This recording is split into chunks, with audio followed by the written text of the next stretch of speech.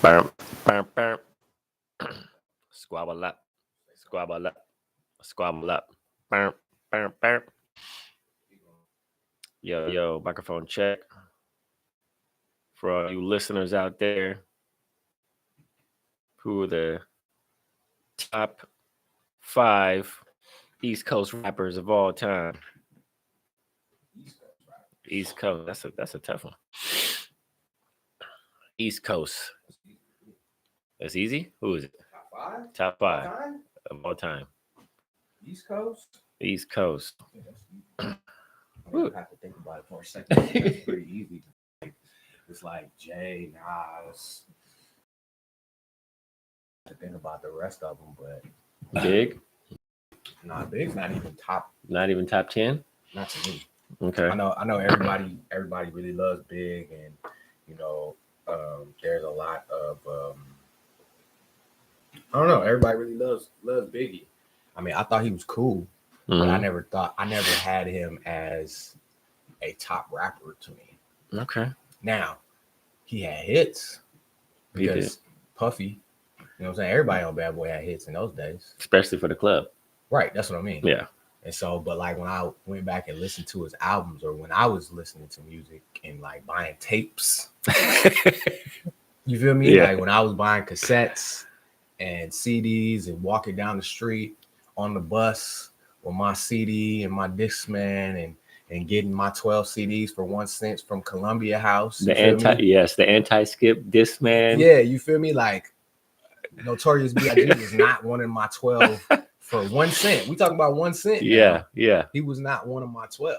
Oh man, that takes me back to like 2001, early 2000s, late 90s. Yeah, late 90s, like in the night, like all in the 90s. I was on the metro in LA.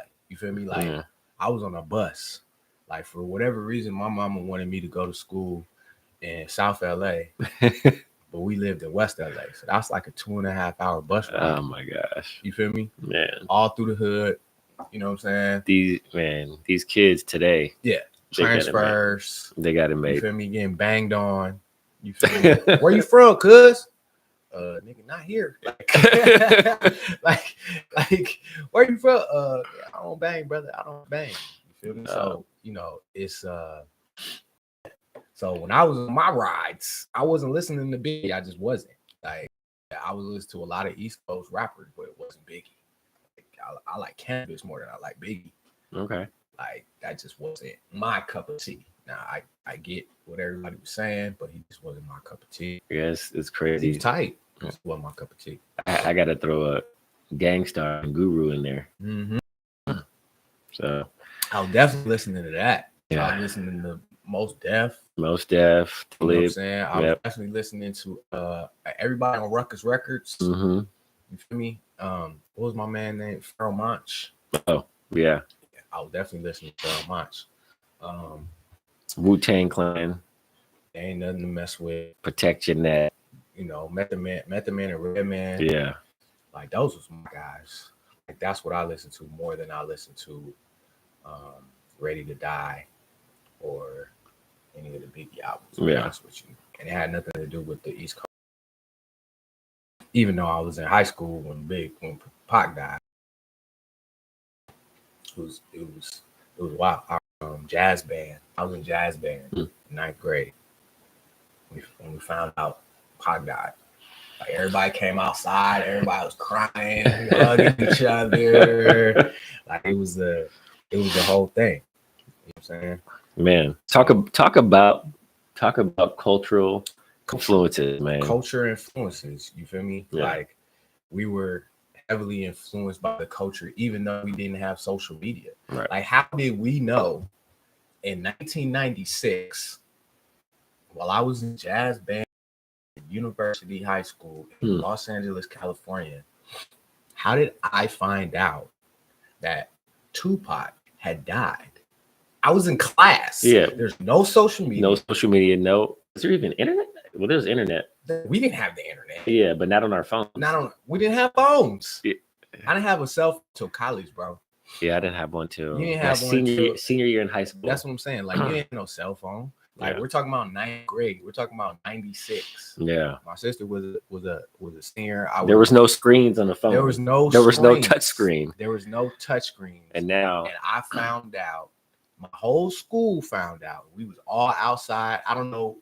It had been the principal or the teachers, because they kind of like let us outside. Like we was all. I just remember us being on the field, crying, holding each other, hugging, like, yo, you heard Doug Pop died, like, and then there was some people like, I don't believe it, man. He got shot 5 times before. He gonna live. He's fine. You know what it was? It was somebody's. It was one of the receptionists' cousin who don't got a job, who was at home watching TV. Okay. Saw it on the news. Okay.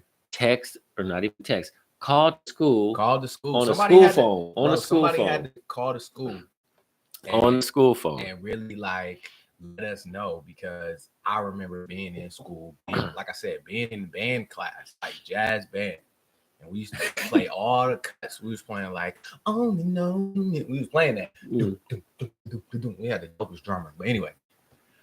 So first of all, welcome y'all to Father's Handling Business. Yes. I am Dewan Marsh. This is Dante Witherspoon. And today we're talking about cultural influences. Yes. And we started off talking about, rappers and Kendrick album, and how it's very West Coast. Mm-hmm. Make sure you're talking to the mic, brother. Yes, sir. How it's very West Coast, and how a lot of the East Coast people don't really mess with it like that because it's very regional sounding. But then I don't know how we got on the top 5 rappers or whatever. We were doing a mic check, and I said, for all you listeners out there, who are the top 5 East Coast rappers of all time? So, yeah. I mean, and that goes back to, the mainstream media and cultural influences, right? That are on us in hip hop culture, because we grew up in hip hop culture, right? You know what I'm saying? Not only the black culture, but hip hop culture, in the 90s, right? Which was what most would call the golden age of hip hop. Right. Can we agree that most people? Absolutely. I mean, not just for hip hop, for R&B, for music. I would say for music in general. So, like, man, think about it. I don't know about for music in general, because you got to think about the 70s. No, I'm saying like the 70s had a huge influence, right? Right. Huge influence that poured into the 80s. Exactly. But the 80s was more like, when you go back and listen to the 80s music, you kind of like. Yeah, especially like the disco times. Yeah, the disco. Even the early rap was kind of. I'm not gonna say it was trash. You was about to say trash. I was about to say trash, but it wasn't trash. It was developed. It was, yeah. You know what I'm saying? Yeah. Like they were literally, basketball is my favorite sport. Yeah. I like the way they dribble down the court. Like they was making it very plain and very simple. And they were just trying to rhyme. Yeah, they were just rhyming things together, which is cool. Yeah. You know what I'm saying? Like obviously every era, you're supposed to get better. You're supposed to take it to new heights, et cetera, et cetera.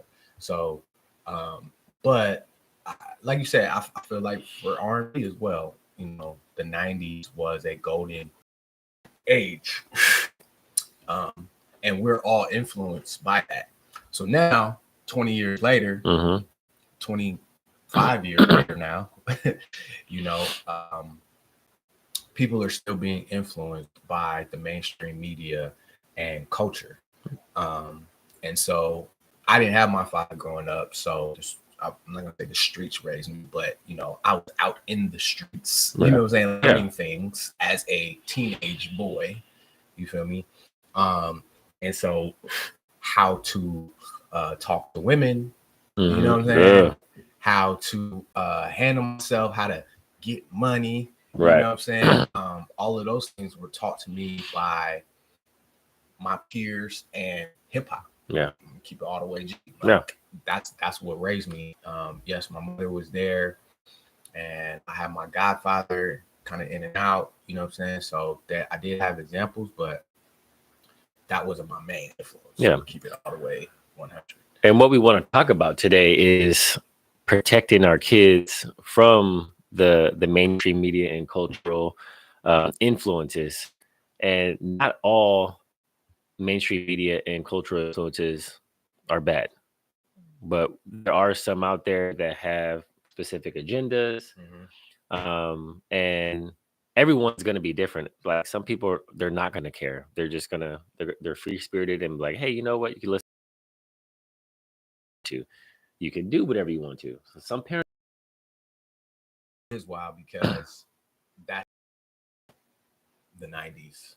You know what I'm saying? Yeah. For instance, because you know what? I'm gonna take that back. It was like that because it's just that we didn't have social media and everything else.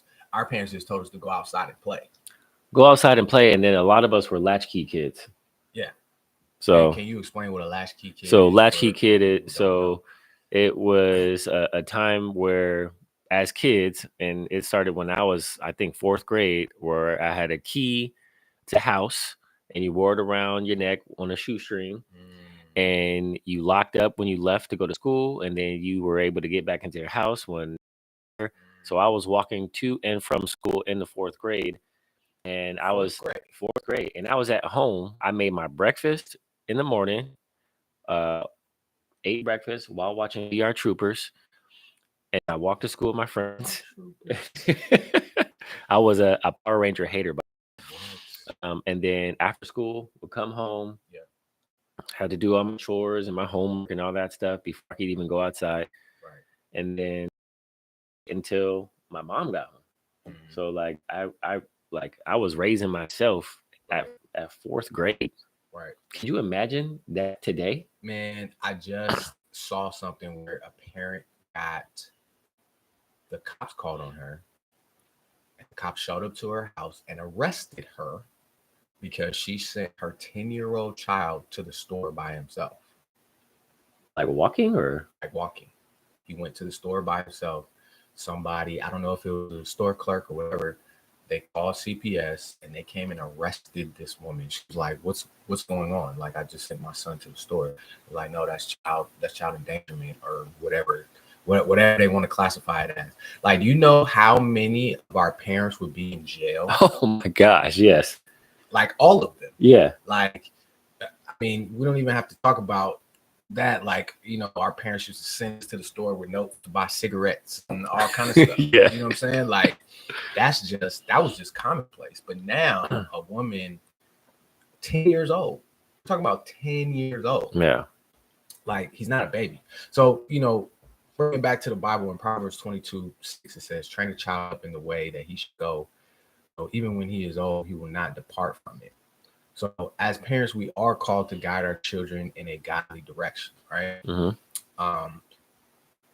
And that's our job, right? And so it's vital, you know, because media exposure can be subtle or overt.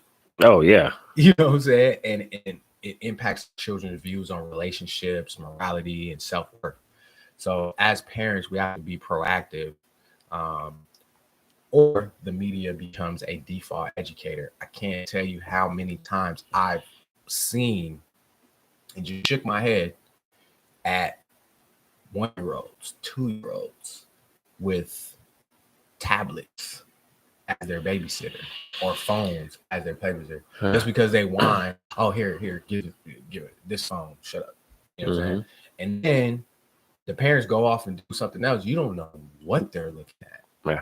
You don't know what advertisements they're seeing. You know what I'm saying? It's disheartening. I mean, and that is what we're talking about is the importance of why parents should be hyper aware of the influences from mainstream media and culture on our kids. Like, just think about the things that once were not allowed on TV, and now the things are just normal, just so normal. Yeah, I think I told you this before, but like I remember my grandmother being so mad that I think Blanche from the Golden Girls said "damn" on TV. My grandmother was hot. Yeah. Like to the point where she wouldn't watch the Golden Girls no more because they said "damn" on TV. Yeah. Right. Fast forward. Yeah. it's just We weren't even allowed to say dang because it yeah, sounded too it's too much, close. too It's not close. too Yeah, close. It's too close, man. It's yeah. too close. Yeah, so so what are the most common negative influences from mainstream media that parents should watch out for? um, my number one is always going to be over sexualization and unrealistic body standards. Just things that kids should be watching. Half naked women and Mm-hmm. or men now. Mm-hmm. Um, and depending on your morals and values and where you are, like I am going to say that I'm going to be careful when I say this. Mm-hmm. Um, but there's just a lot, in my opinion, there's a lot of things out there that uh, I would say push a certain agenda when it comes to gender and relationships and things of that nature. Speak on it, brother. Yeah. And I say I want to be careful when I say I don't want to offend anybody. I'm just saying that there are people who don't want their kids to watch that or see that or be influenced by that. I talk openly with it, with my children about it because they see it anyways, Right. all the time. Right. And so it's just an open conversation. Um, and the main thing that I always tell my kids is like, yo, people are gonna do and be who they want to be and do what they want to do. Like our job is to love everyone, no matter what. Okay. Like love God, love others. That's it. And so it's not about judging anybody. It's not about um, So my pointing the question finger my or question whatever. would be like, how can you as a parent balance awareness without becoming overprotective? It has to be having open conversations because our kids they're innately gonna have questions. Right. And their questions are first going to form in their own minds, right? Mm-hmm. And so if they don't have a safe space to come to ask questions about the questions that they have, and if we can't give them, good, productive, quality answers to their questions, they're gonna number one, they'll either formulate their own answers to their questions, or they're going to listen to somebody else. Right. And we may not agree with whoever somebody else is or what their answers may be. And so we have to be that sounding board for them. Yeah. I think one of the main things, and I think Russ said this, the artist Russ. I Hmm. don't know if you listen to him or whatever, but he said something that was very profound. That and I've said this before as well, but we have become a society that has glorified the extreme, Mm. and now the kids are seeing that, and they're thinking that the extreme is normal. And not just kids, I see grown adults doing it too, are less discerning when it comes to what's actually real or what's actually abnormal Hmm. behavior, right, as opposed to what's normal behavior, Yeah. right? So Talk on the extreme. What do you mean by extreme? so when we put stuff, so let's start with the news, right? It used to just be the Oh news, right? gosh, yes. So on the news, they only put the most extreme things that capture people's attention Right. on the news, right? That doesn't mean that it's happening everywhere all the time, Hmm. right? Same thing with social media. The things that get people's attention are the most extreme things, Absolutely. right? Yeah. Getting people's attention. And so to get more views and to go viral or Hmm. whatever, people are doing more and more extreme things that are just not normal, right? Yeah. And so once you see it, once, okay, cool. And then once you see it again, it's like, okay, cool. So then the next person has to take it to the next level. And then the next person has to take it to the Mr. Beast level where he's spending, like on his YouTube videos, he's spending all this money, right? To get these views or whatever. Right. You know what I'm saying? He's got like a crew of like 26 people and they're spending like millions of dollars per video. That's crazy. Right? Per video. They're also making that much money too. They are, but he's losing money as well. Like he's talked about him losing money on these videos that he's making. You know what I'm saying?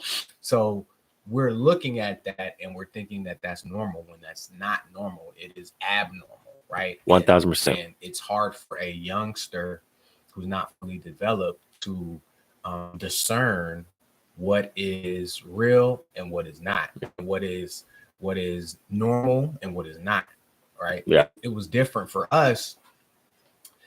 In my opinion, it was different for us because when we go to the movies, like you already know, like it's not real, right? Like you're going to the movies to be entertained, right? And so when you go to social media and you see somebody that looks like you and it looks like they're just at home chilling, they're doing something crazy, you're like, oh, I can do that. You know what I'm saying? It looks more relatable. It looks more real. It's so funny that you just said that I can do that. And then you talking about extremes, it takes me back to remember the show Jackass? I do. And so like and it had a disclaimer, please do not try this at home. And everybody tried it at home. Yes. So and that was a time where like that was one of those main influences, right, that show. So I got a question. So how can or unbiblical media influences? Romans 12:2, it says, do not conform to the pattern of this world, transformed by the renewing of your mind. How can we help children understand who they are in Christ? That comes from number one, at home. A lot of people would like, oh, well, like go to church, and like I'm gonna tell you right now, like taking your kids to church and expecting them to learn what you want them to, what your job is to do. So like you talked about training your child up in the way they should go, right? Right. And so that does not mean sending your kids to church or to what's the thing where my Catholic brothers and sisters, not mass, well, mass too, but when they go confirmation, sending them to confirmation or catechism, and expecting them to be trained up in the way that they should go. So so it starts in the house, right, from mom and or dad. Like, right, religious practices are not necessarily key. No. Right. Those are just traditions. Exactly. Right. So traditions alone are not the answer. But you know, helping a child to understand who they are in Christ, helping them. I think one of the things that my mom says to me a lot growing up, and it's always stuck with me. You know, if it's not helping you get into the kingdom, then leave it alone. Right. And so that always stuck with me, like when I'm doing things, even when I'm doing stuff I wasn't supposed to be doing, like, you know, going to partying and drinking, and you know, I can just really look at this and like, is this helping me get into the kingdom? And who said that to you? My mother. Right. His mother. She always that was like a staple. Like that was something from, I remember from being in elementary school all the way to high school, all the way to being an adult. Like if it's not helping you get into the kingdom, like what are you really doing? And it's important to note that the reason why I asked again who told him that, and he said his mother, is because we have the most influence on our kids. And so it's up to us to have the most influence on our kids and teaching them what we were, you know, what God entrusted us to do when he blessed us with children. So do we do our jobs, or do we leave our jobs to someone else? Do we leave our jobs to social media, television, cell phones, and all that stuff? Like, or do we do our jobs as parents? Right. And that's huge. And as fathers, we should take it even more personal, in the sense that we are called to be the spiritual leaders of our household. And Check. yes, we are called to lead our family. Correct. So I think it starts with us, and honestly, it really starts with sitting our families down and regularly having open conversations about Christ and who He is, and where He fits into our lives and how to get closer to Him. It's about studying the Word of God Right. in a way that they can understand. Right. So, what are some positive aspects of culture that parents can use as teaching tools? Are there any? Is the question. And then, um, are there any? Are there Yeah, any positive aspects? I think there is. So us as believers, followers of Christ, Mhm. we our job is to train our children up in the way they should go. Okay. You went to public school. I did. I went to public school. I did. I went to both. You went to both. Mhm. Okay.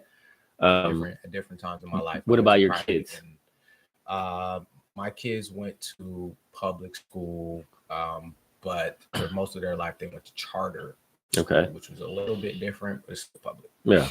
My kids go to public school. Mhm. And so the positive thing about there being them knowing about mainstream media and cultural influences is that they can talk to people who don't know Christ and relate to them, but still be the Bible that they may never even see through their actions and speech. Right. Right. And so, The church. yeah, like you don't want to send your kid to school and them not know anything about the culture, about Yeah, of what, course. you know what I mean? Of course. Yeah. Um, They ain't gonna have friends. it's funny you should say that, man. Like, so I went to a bachelor party. I don't remember if I told you this story now. I'm gonna tell it again. I went to a bachelor party a couple months ago with one of my high school friends, Mhm. right? And we were chilling, like we rented a house and was out there for a couple of days and blah blah blah. But we was just outside talking, and he kind of just went on a rant. And he was like, "D," he was like, "Man, like I just wanted to make you proud." And I was like, "What do you mean, bro?"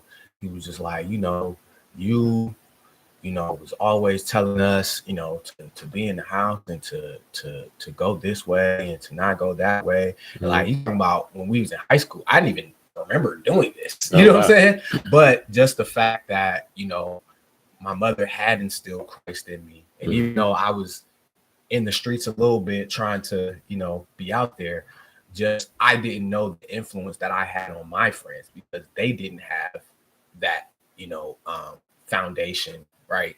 And he was like, because we started off public school and then my mom took me out and put me in private, but he was like, I graduated because I wanted to make you proud. Right. I was like, what? You know what I'm saying? Amazing. Like that hit me. You know what I'm saying? Because he was like, you was always the positive one and telling us this and that and trying to keep us, on the straight and narrow and et cetera, et cetera. He just went on this long rant, but he almost had me in tears because I did not know this, right? We talking about from when I was 15 years old. So we talking about 20 years later, 30 years later, you know what I'm saying? He's telling me it's like, he's just pouring out his heart. Like, you have huge influence on us and, why. And I did not know that. Right. But that was based on my mother's teaching me, right. Just being a foundation in Christ and all that other kind of stuff. And it was just coming out of me, innately. Even though I was out there in the streets, I was out there with them, I was still influenced to bring them in closer to Christ instead of them pulling me closer to, Yeah. You feel me? So even though we may not understand or we may not know our impact on our kids, like it really says it, like train a child up. You know what I'm saying? And it's just gonna, if it's in them, it's gonna come out. Yeah. You know what I'm saying? Whatever's in your heart is gonna come out. You feel me? Yeah. So yeah. And man, that's an incredible story. That's man. In tears, like grown man. This was like or so. Yeah. And so any of this. Yeah. I didn't know any of this. So I mean, that's just testament of like the hard work your mom did to instill Christ in you. How it organically like came out of you, even though you still hung out with your friends and did the thing, Yeah. I mean, man, we're we didn't do not nothing oblivious. Like we did everything that our kids have done or are going to do, like we've done it already. And so we're not oblivious to that. But the key is doing exactly what your mom did, what my mom and stepdad did, and my dad did, is just instilling Christ in us at a very young age, right? And if you don't believe in Christ, just good moral values, at least that, you know what I mean? Because I mean, everything. I mean, I could say this because there are some very, very negative people out there who like teach their kids like really hateful and hatred like things like racists just aren't born. That's taught. Right. And so, and like you said, more is taught than taught too. Exactly. How they act. Like what your kids hear you say, like what your kids see you do, like all that stuff. Like and so we have and then we also have to be teachers to our kids. Our number one teachers, like in everything, in school, in like life, like spiritual life, everything, sports, everything. Like so what are some practical ways to monitor or limit media consumption? I remember I used to hate this as a kid, but I remember I could only play the video game for 1 hour a day. Okay. Like, and it wasn't even a day. It was on the days that I could play. It was for 1 hour, right? And I was like, and we're talking about Super Mario Brothers. You're not talking about shoot 'em up, bang bang, like that's another thing. Or combat. I mean, what's the popular one? Not Modern Warfare. What's the Fortnite? Not Fortnite. The other popular gun game. I know GTA. I'm not talking about GTA, the one where they actually in war. I know what you're talking about. Call of Duty, COD. Yeah, Call of Duty, Halo, all that kind of stuff. Yeah, like, this was before that. So we talking about Super Mario Brothers. I was like, can you tell we don't play video games right now? We don't play video. We ain't got time for that. No, we got time for no. I put down even put the sticks down a long time ago, man. Even NBA 2K, that was like my last one I was holding on to, but now I don't. Yeah, for me it was Madden. So what are some practical ways to monitor or limit media consumption? I know you were talking about when you were with your kids, you take away the phone. Yeah. So number one, I didn't want my kids to have a phone I didn't want him to have a phone until 13. He's 12. He got it when he was like 10 or something. Right. Obviously not my doing. And yeah, like at first I was just like, like I don't want to be the mean dad or the bad dad for not allowing him to have his phone. So at first I let him have his phone like when he came to our house, but then it was just like it was too much. He instantly became like attached to it, like he couldn't live without it. I was like, nah, I gotta nip this in the bud. So I was just like, all right, like as soon as I pick him up from school on Wednesdays, and then I have them, for my time, I was just like, all right, phone, give me the phone. Yeah, I'll let him have it when he goes to practice because sometimes practice ends early or whatever, and they practice for like 2 hours or whatever. Okay. Other than that, I'm like, nah, phone. Like you don't need it. And I tell him like the phone is a tool so that we can get a hold of you. The phone is not a means of entertainment, and like none of that. Like we ain't playing games on the phone. None of that. So, so I do that. I also do y'all use any of like the apps like the 360 or the Bark and Bark. It pretty much mirrors everything. You can see everything. Their text messages, their emails. You can lock certain things out. Yeah. So use Bark and then also use Live 360 so we can know where they're at all the time. Yeah, I mean, for me, it was, and my mom used to do this as well.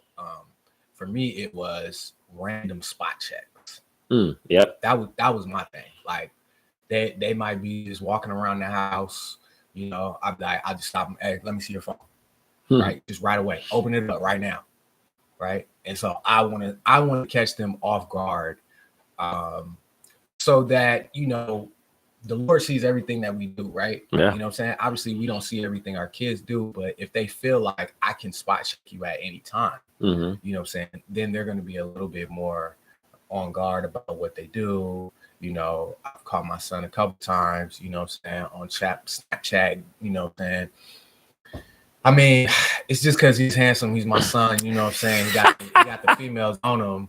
You feel me? Like, so he be getting the little booty pics and all that. I'm like, bro, like, you gotta chill out with all that, you know. So that's serious too, because it is serious. I have conversations with my son about how serious it is, and like any like booty pic, like other pics, like being sent, especially as a minor, that's sexual pornography. Yeah. Like I scare him. I'm like, you going to jail. Like, I'm like, you going to jail. You gonna have to register as a sex offender for the rest of your life. Yeah, I don't think I did all that, but I put the fear in him quick.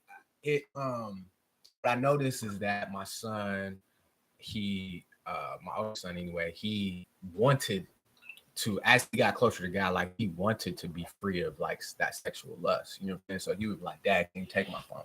You know what I'm saying? So it started off with me like, no, you put your phone right here at my front door, my bedroom door. You just leave it there, you know. And then it would be like, Dad, here, can you take my phone? You know what I'm saying? Because he knew that it was hard for him to resist. Yeah. You know what I'm saying? So he wanted that extra, help, you know what I'm saying, with the discipline. And when we was in the car, I'll take their phones, or we went on a trip. It was one of those things where y'all can have your phones for an hour, or we're gonna drive for 2 hours and you can have your phone for an hour. You know what I'm saying? So there's certain things that you can do to just monitor and just show your kids that you care, one, and two, that you're putting in the effort to give them that guidance. Yeah. You know what I'm saying? Like, just putting in the effort sometimes goes a long way. Absolutely. And other than just saying, well, they're going to see it anyway. So I've heard that too, like, oh, well, they're going to see it anyway, so we might as well just not even care. You know what I'm saying? Just let them do whatever. And so that's just not the way. No, we have to do our jobs as parents to protect them, because especially from, I'm huge on the pornography thing. Yeah. I feel like we talked about this before, just how detrimental it is to the human brain, how it literally changes the physical part of your human brain to where you're so desensitized to sex and like relationships and everything, man. It's wild. So yeah, it's so with that, I've been to other countries, and so it's not like that everywhere else. What do you mean? So in America, when we go to the gym, them girls can wear booty shorts with the crack in the middle now. Yeah. Like, I don't know why I need to see crack, but like they dress like whatever, on billboards. Sex is whatever. Yeah, sex is whatever. But in other countries, especially Arab countries, like you can't even see the women. Oh yeah, they cover your ankles and up. So this, and somebody else said this too, but what I noticed when I was in those other countries for a extended period of time, like 2, 3, 4 months, and you're just not seeing that anymore, like your sexual desires go way down. Like, you don't even think about sex because it's not put in your face 24/7. Like, it's not something that you see unconsciously, you know what I'm saying? So you actually have to look for it. You got to go search it out And find it, as opposed to in America, it comes to you in the form of media, in the form of billboards, in the form of commercials, in the form of, women just walking down the street, you know what I'm saying, or at the gym. Music artists, whatever, like all that. So when it's not in our face as a society, like there's less sex assaults and less sexual crimes, and Right. you know, like people aren't dealing with porn as much as we are in this country. Yeah. You know, and not saying that it's gone completely. Like I know there's, you know, people underneath the covers doing whatever, but just as a whole, you know, and I can only speak for me and myself. Like my sexual desires like went way down. Like and you know, that was something I used to struggle with a lot, you know, like porn and all that kind of stuff. And it just wasn't even an issue. You know what I'm saying? It's not even something that I thought about when you were in those other countries. when I was in those other countries, Yeah. right? Because it wasn't put in my face. Right. You know? Here, it's everywhere. It's everywhere, and it's really difficult. You have to be so intentional in protecting your children from seeing this stuff. Like it's the children, you got to be intentional protecting you. Yeah, that's true too. You got to be intentional. Like I literally have to go, whoa, like, you got to look away. You know what I'm saying? Just because it's so in your face. It is. Just walking down the street, just driving, just it is regular life, going to the grocery store. Yep. Like, yo, like why are you wearing that in the grocery store? Yeah. And it never used to be like that. It did not used to be like that. You would never see that on TV. You would not see a woman unless you were a working woman, and that was your purpose. Like that, none of that stuff. Like the clothes wasn't made like that back in the day. I mean, we remember. I don't know if you were a Dave Chappelle fan, but oh yeah, he had that joke. And this was 2000. He made this joke on Killing Me Softly. He said, you know, the women are like, well, just because I'm wearing this doesn't make me a prostitute or whatever. And he's like, well, you're wearing the uniform. You know what I'm saying? If I go up and somebody's beating you up and I'm wearing a cop's uniform and you come up wearing an officer's uniform, doesn't mean that I'm an officer. You know what I'm saying? Like that's how he made it sound ridiculous, but that's actually how it is. Like that's how our brain processes. Yep. You can say whatever you want. I know. Amber Rose got a slut walk and all this other kind of stuff. You can say whatever you want, man. But how our brain was wired as humans, not just men, as humans, like if you're doing a certain thing or wearing a certain thing, then we're gonna assume you are a certain way, right? Yes. So if you're wearing a cop's uniform, then I expect you to be a cop. You know what I'm saying? And this is something that we have to. Me as a girl dad, like I have to be intentional in teaching my daughter, like, yo, you can't I don't know how many times you're not wearing that. Right. She's 9. Wow. Like what? It's just short. It's just short. Yeah, they're too short. Nah, baby. They're too short. Nah, baby. Like you're not like nah. Yeah, and I commend you as a father for doing that, because somebody has to tell them like this is not appropriate. Yeah. Like just because I don't care if Meg Thee Stallion is doing it. Like I don't care if Beyonce is doing it. I don't care who's doing it. Yeah. That doesn't make it right because they are doing it. Right. It's tough too. Like I will say this, it is tough. Like when your kids are living in 2 different homes and you don't have a say. Like how can we combat that, or how can you combat that? Well, I mean, I'm gonna be honest, it's a struggle. Of course it's a struggle because life is a struggle. So what can we do about it? I mean, you could only do what you can do. So like they're with me 50% of the time. Okay. And you can only instill so much in that amount of time. You can only shield them. Do you talk to them when they're not there? I do talk to them. Do you text them when they're not there? Yeah, I do talk to them. I'll text them, not every day. Yeah, not every day, but just like, you know, do you communicate? Yeah. Like this morning, like my son, I talked to my son early this morning.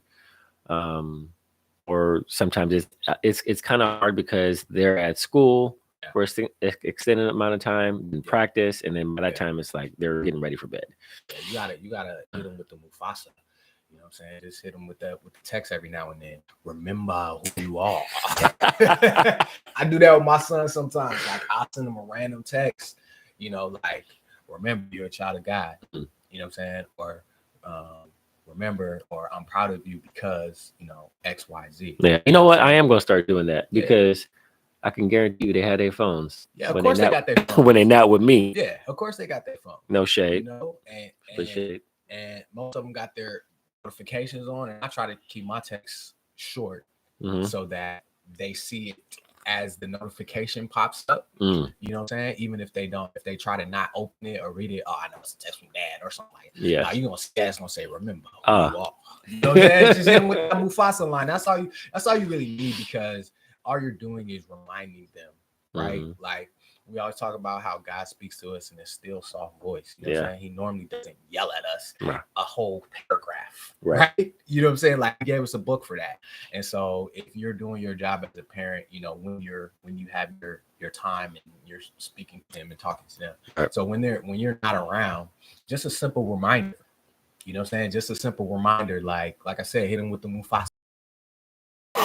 You know what I'm saying? Like, or whatever. My big thing was, you know, your actions always have consequences, whether good or bad. Mm-hmm. Like I said that to them since they were little to now. You know what I'm saying? So sometimes I'll just text them that. You know what I'm saying? Remember your consequences remember your actions have consequences. Something simple like that. And I'm actually about to do that today after we get off this podcast, because I haven't done that in a while. So I got to hit him with the Mufasa one time. Oh, man. All right. So we talked about protecting, shielding our kids. What about like fathers, like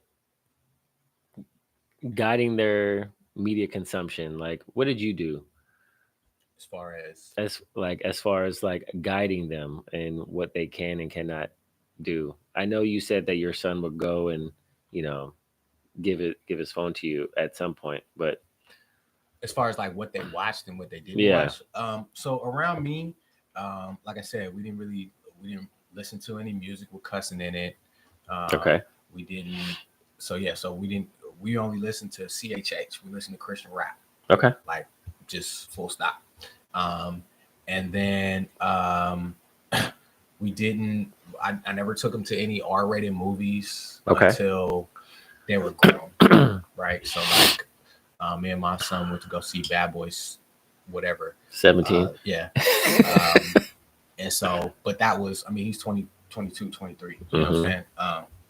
But when they were kids, when it was like, we went to go see all the Cars and all the Disney movies and, you know, all just a regular PG-13 or whatever.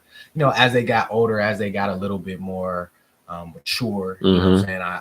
We started, but I never took them, or I never sat there and watched no overtly crazy movie. Right. Now, when they were about 15, 16, we saw Boys in the Hood. Right. But that was more of a teaching moment. Yeah. You know what I'm saying? Like, I knew that they hadn't seen any other like 90s hood movies. And so it was one of those situations where, you know, you guys are growing up, you guys are getting older now. So now we can watch these type of movies and we can appreciate what they are. I'm glad you said that, actually. And I gotta say, I give you A+ on I give you A+ on the intentionality and telling, like what we should listen to, what we should view. I'm gonna give myself like a D-. A D-. Boy, here, I started off like that, especially with my son. I started off like that. No foul language in music, only Christian music. And then when me and his mom split, it was just like he came home like, what you listen to? Right. Like, where you hear that from? Right. And then when he entered public school in first grade, he come home like saying, I'm like, what? Right. Like, so it was crazy. And I was just like, dang. And then I went to, what really hit me with movies was, and before it was like movies is like no rated R, nothing, no. And then I went to this men's camp, Christian men's camp. And a lot of the speaking points they would show us, and they were intentional in showing movie clips and why they showed the movie clips. And there was always like some type of drama, and there was always a beauty to rescue. And so I started watching movies from a different lens, and I was always seeking out a story, and I was seeking out a message. And so then I was like, oh, like I need to start like showing my kids, like I want to show my kids this clip and I want to teach them this and that. And so you bringing up like Boys in the Hood I'll get to bring it full circle. But then I started letting my kids watch certain movies that I typically wouldn't watch, let them watch. But then I would watch it with them. And then a lot of times I'll pause and be like, you know why you did this? Or you know why you said that? Or, and then they were already hearing cuss words all the time at this point. Yeah. See, that goes back to what I said earlier, is that just because they're always hearing it or they're going to see it at school or whatever, doesn't mean that it's acceptable at the crib. Right. And that's why you get the A+. For real. And like, and like, this is not me excoriating you, but it's just like you said, modeling and understanding that there is a wrong and then there is a right. Yeah. And how we're going to do it here, or at least how we're going to aspire to do it here is the right way, right? Or is the godly way as much as possible. We're gonna go down this path, and we're not gonna do it just because everybody else says it's cool over here. Right. Same thing with the clothes. You know what I'm saying? Like, your daughter see girls with short shorts, but you ain't letting her walk out with short shorts. Right. You know what I'm saying? So it's kind of the same. Yeah. But go ahead. Yeah. No, I was just you're right. But then I also intentionally allow them to watch certain movies, like from the 90s. Yeah. For cultural experiences, because they grow up now in affluent neighborhood, school, they're Black, and they don't see a lot of people like them at school. You know what I mean?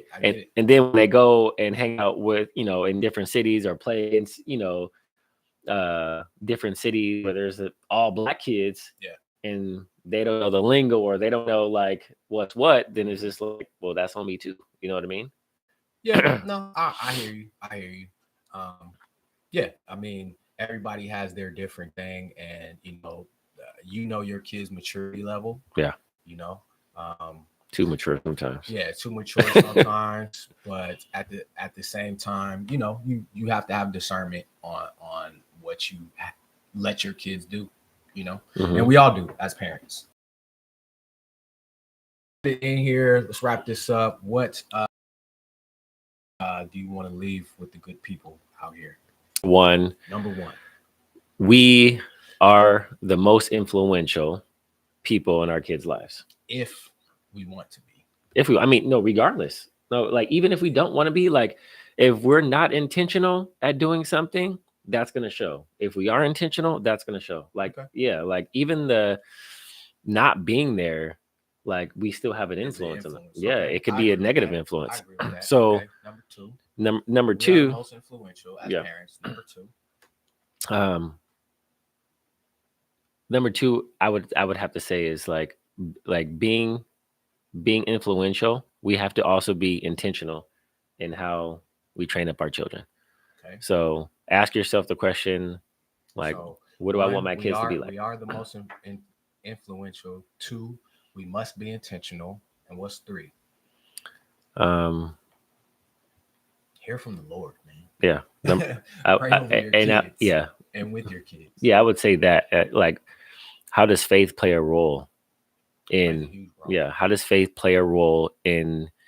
And everybody's family is going to be different. Like, but in your specific family, how does faith play a role in influencing your children and necessarily 100% shielding them from the mainstream media and cultural influences?